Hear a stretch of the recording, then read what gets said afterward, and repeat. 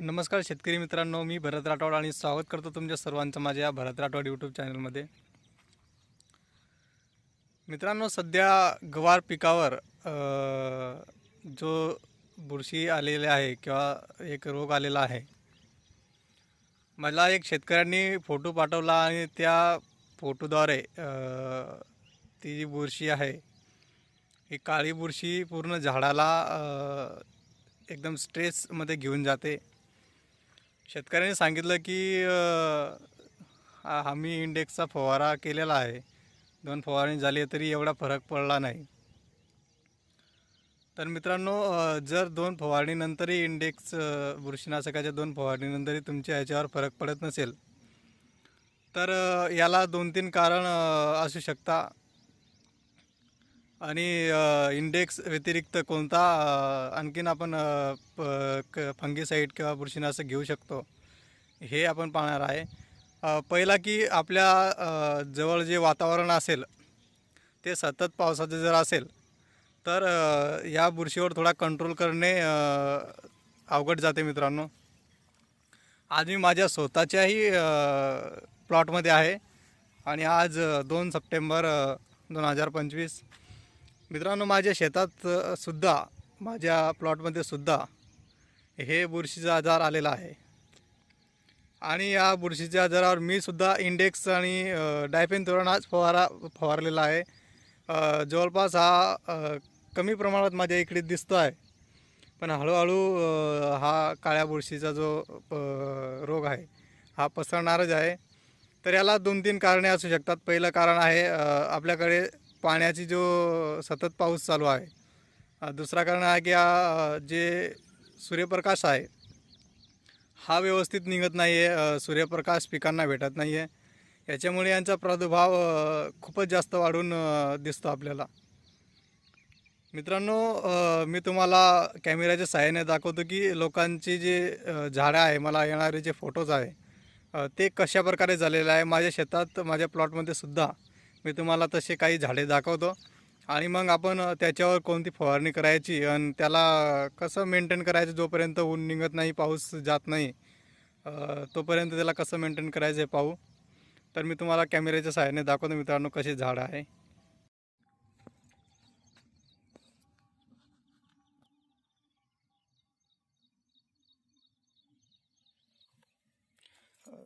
मित्रांनो, तुम्ही पाहू शकतात की इथं हा जो झाड आपल्याला दिसून आलेला आहे, ह्याच्यामध्ये तुम्ही पाहू शकतात की हे जे बघा, हे जे आहे पूर्ण काळी बुरशी आहे मित्रांनो. आणि ह्या काळी बुरशीचं नाव आहे चारकोल रॉट. ह्या बुरशीचं ते नाव आहे मित्रांनो. आणि ही बुरशी जी आहे ही हे बघू शकता तुम्ही, पानांवर सुद्धा आहे आणि पानांवर सोबतच ह्या पूर्ण स्टेमला, जी मेन स्टेम आहे ह्याला सुद्धा आहे मित्रांनो.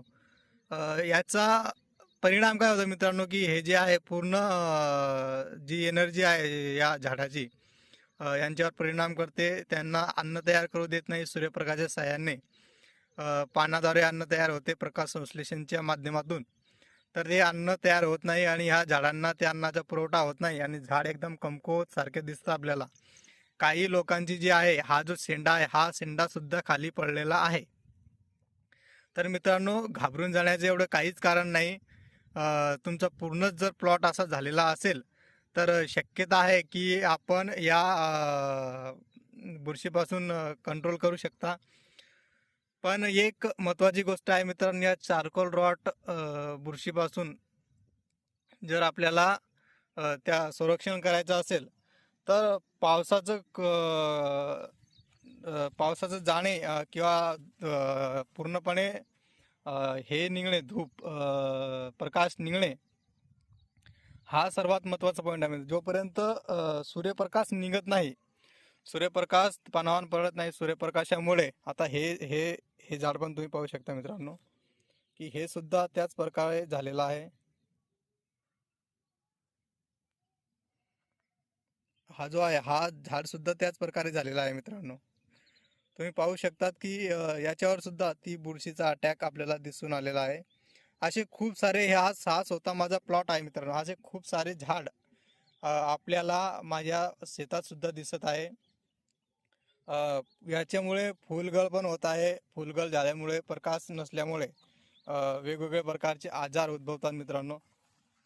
गवार पिकच काय असो कोणत्याही पिकावर ते आपल्याला दिसून येतात. आता यांच्यावर उपाय काय मित्रांनो?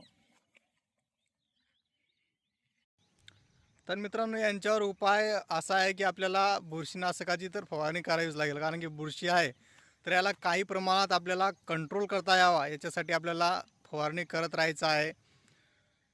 फवारणी करत असताना मित्रांनो तुम्ही इंडेक्स घेऊ शकता 30-40 ग्रॅम. त्याच्यासोबतच आता इंडेक्स आणि त्याच्यासोबत आपल्याला अजून दुसरं बुरशीनाशक घ्यायचं आहे, ते आहे UPL कंपनीचं साप पावडर. त्याच्यामध्ये कार्बनडेझम आणि मॅनकोझेब हे 2 प्रकारचे घटक आहे. हा जो साप पावडर आहे हा कॉन्टॅक्टसुद्धा आहे आणि सिस्टमॅटिकसुद्धा आहे.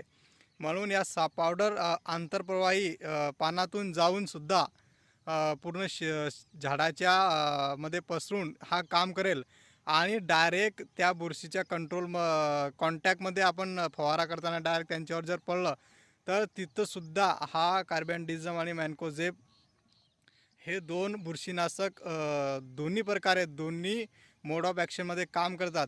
आणि या साप पावडरमुळे सुद्धा आपल्याला याच्यावर थोडा कंट्रोल पाहायला मिळेल. आणि पूर्णतः जेव्हा कंट्रोल होईल तेव्हा आपल्याला फक्त जेव्हा हे निघून जाईल, ऊन निघेल, ऊन 2-3 दिवस चांगल्या प्रकारे असेल तेव्हा आपल्याला पूर्णपणे पाणी आणि ऊन 3-4 दिवस 8 दिवसापर्यंत थांबला पाहिजे. जर आपल्याकडे सतत पाऊस चालू असेल तर ह्याच्यावर फक्त आपल्याला त्यांची रोकथाम करणे हा पर्याय आहे मित्रांनो. पूर्ण बुरशीनाशक मारण्याने असंच वातावरण असलं तर हे जाणार नाही.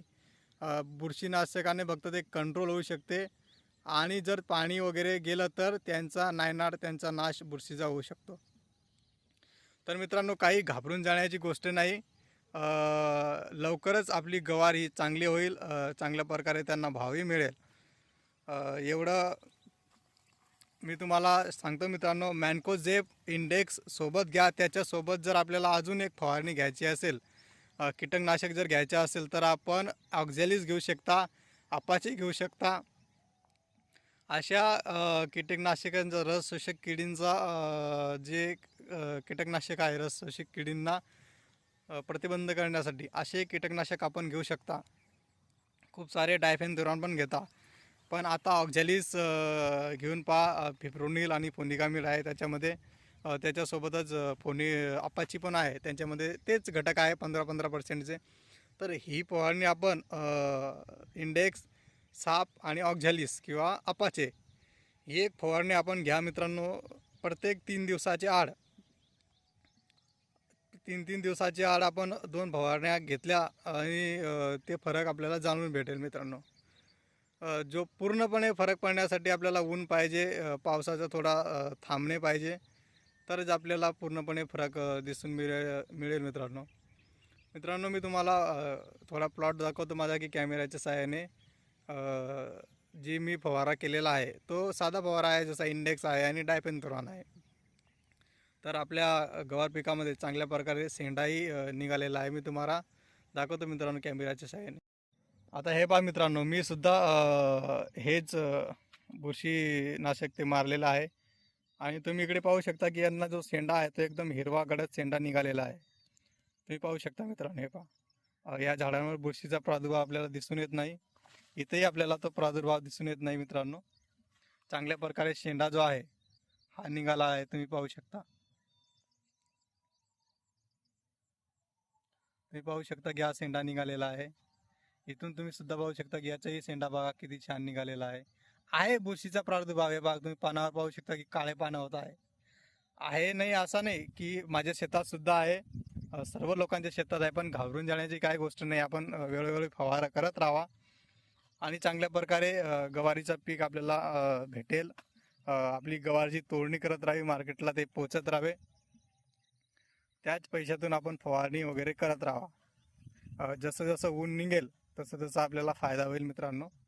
हे पहा, इथंही सुद्धा आपल्याला तो बुरशीचा प्रादुर्भाव असलेला झाड पाहायला मिळतो मित्रांनो. हे पहा, असे खूप सारे आहेत प्लॉटमध्ये मित्रांनो झाडं. पण आपणही काही त्याच्यावर प्रतिबंध आपल्याकडून जेवढं होतं आहे तेवढं करताय. तर ठीक आहे मित्रांनो, भेटूया नंतर अशाच व्हिडिओसाठी. आणि तुमचं काही प्रश्न वगैरे जर असेल तर तुम्ही कमेंटमध्ये मला विचारू शकता. असंच आपण नेहमी प्रयत्न करत राहू लोकांना मार्गदर्शन करण्याचा, शेतकऱ्यांना मार्गदर्शन करण्याचा. तर धन्यवाद मित्रांनो.